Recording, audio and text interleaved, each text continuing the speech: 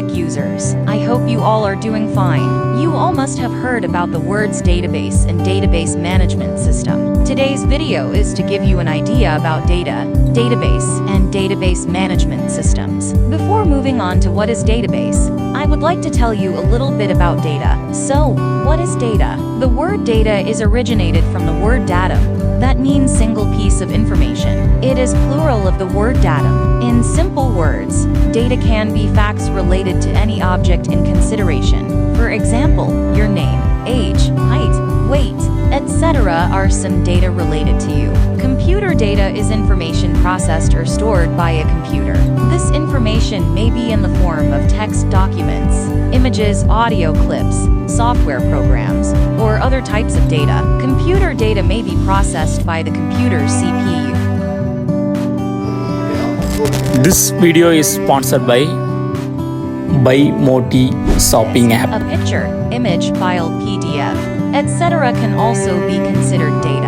At its most rudimentary level, computer data is a bunch of ones and zeros, known as binary data. Because all computer data is in binary format, it can be created, processed, saved, and stored digitally. This allows data to be transferred from one computer to another, using a network connection or various media devices. It also does not deteriorate over time or lose quality after being used multiple times. So, now you know that what is data. Now we will move on to what is database. A database is a systematic collection of data. They support electronic storage and manipulation of data. Databases make data management easy. You can organize data into tables, rows, columns, and index it to make it easier to find relevant information.